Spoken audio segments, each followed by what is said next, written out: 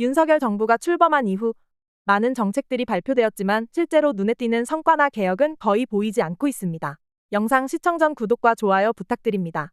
단순히 보여주기식 정책만 남발하는 상황입니다. 윤석열 대통령이 국정 운영의 원칙과 방향을 명확히 하고 정치와 행정을 깊이 있게 공부했더라면 이런 결과는 피할 수 있었을 것입니다.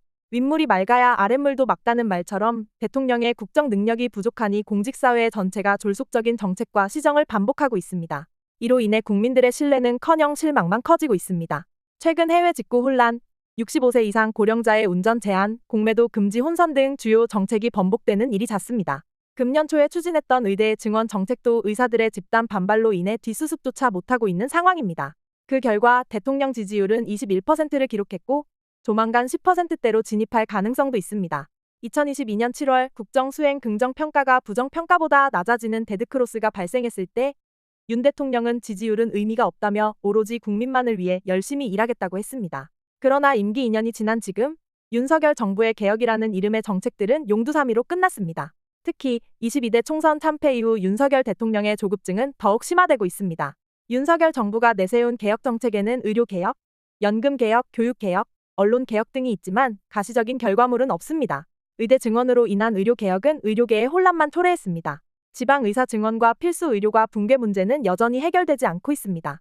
21대 국회에서 통과시킬 수 있었던 연금개혁도 여당의 제안에 이재명 대표가 양보했음에도 불구하고 통과를 지연시키며 22대 국회로 넘어갔습니다. 이는 연금개혁의 주도권을 야당에 빼앗긴 결과로 합의 통과를 지연시키는 정치공학적 행태입니다.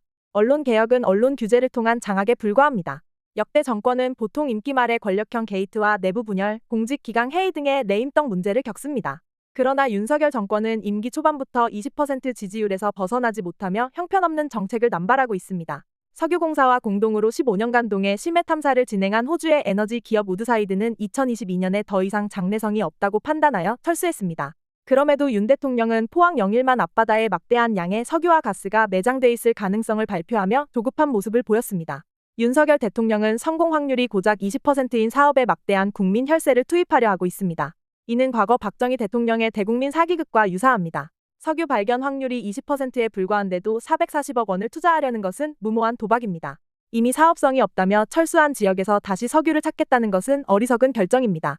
윤석열 대통령은 경제와 민생을 이해하지 못하고 있습니다.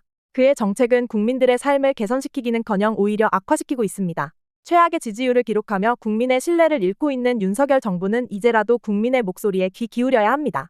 실효성 없는 정책 남발을 멈추고 국민을 위한 진정한 개혁에 나서야 할 것입니다. 오늘 영상은 여기까지입니다. 시청해주셔서 감사합니다. 다음 영상에서 다시 뵙겠습니다.